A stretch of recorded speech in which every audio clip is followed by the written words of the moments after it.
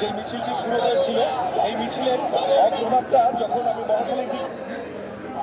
তখন যেটা দেখলাম যে মিছিলটি যখন মহাখালীর কাছাকাছি আসছিল, সেই সময় থেকেই কিন্তু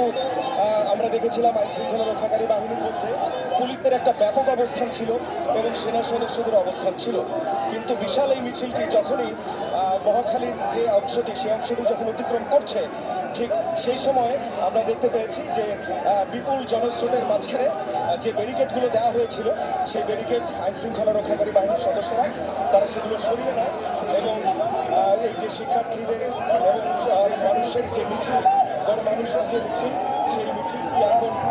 এগিয়ে যাচ্ছে শাহবাগের দিকে, যেখানে ছাত্র আন্দোলন আজকের যে ঢাকা মার্চ টু ঢাকা যেটি কর্মসূচি ঘোষণা করেছে, এই কর্মসূচিতে এক দফা দাবিতে এখন এই যে গণমিছিল, সেই মিছিলটি কিন্তু চলছে, মিছিলটি শাহবাগের দিকে যাচ্ছে। এর আগে এই বিভিন্ন যে পয়েন্টগুলো আছে, সেই পয়েন্টগুলো যদি আমরা দেখাই, সেখানে এখন আমি এই মুহূর্তে আছি মিছিলের তেজগাঁর যে অংশটি, সেই অংশটিতে। এই অংশটিতে আমরা লক্ষ্য করছি মানুষজন, তারা কিন্তু বিক্ষুব্ধ যে মানুষজন, এবং একই সঙ্গে তারাও কিন্তু একটা অপেক্ষায় আছেন বিকেল 3টায় সেনাবাহিনীর প্রধান জেনারেল ওয়াকারুজ্জামান তিনি কি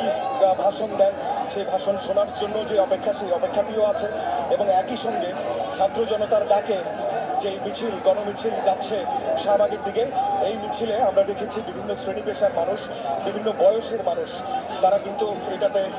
এই মিছিলে তারা জয়েন করেছেন।